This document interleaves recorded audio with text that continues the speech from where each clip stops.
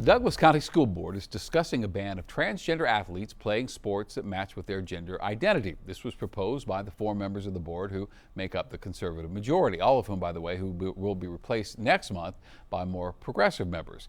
Well, the public got a chance to weigh in at the board's meeting tonight. Claire Lavazorio in the studio tonight. You heard from some parents who think this is just politics. You heard others who were pretty supportive of all this. Yeah, there was hours of public comment tonight, Shannon, on this proposed transgender athlete ban. It's something that's been discussed all across the country and is now reaching the Douglas County School District. This was also, keep in mind, the last public meeting, as you mentioned, with this current board before new members take over next month. And the members who make up the conservative majority did not seek re-election. The policy, if adopted in Douglas County, would ban athletes from competing with any team that is not their biological sex. Not only would it include sports teams, it would also include hotels and locker rooms.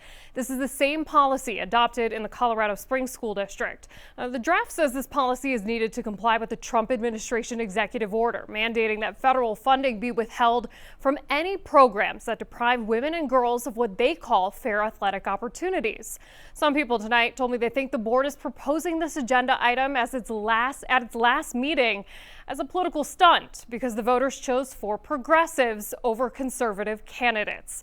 Others say this policy must be in place to protect girls in sports. Take a listen to what people had to say at the podium tonight.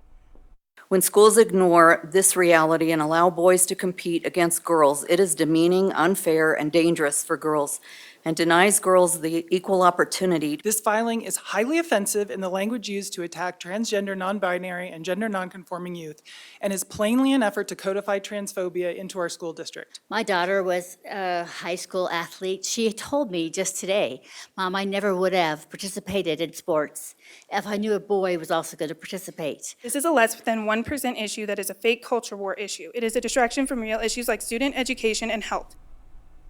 I reached out to CHASA, which governs high school sports in Colorado, and today they told me it's up to each school and each district to figure out its own policies. There is no state control there one way or another.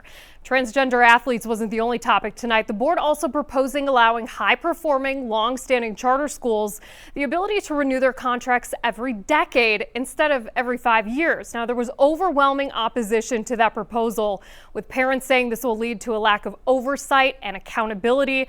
The board is expected to vote on that charter contract proposal sometime tonight. The meeting's still going on as we speak, but they will revisit the sports ban at a later meeting.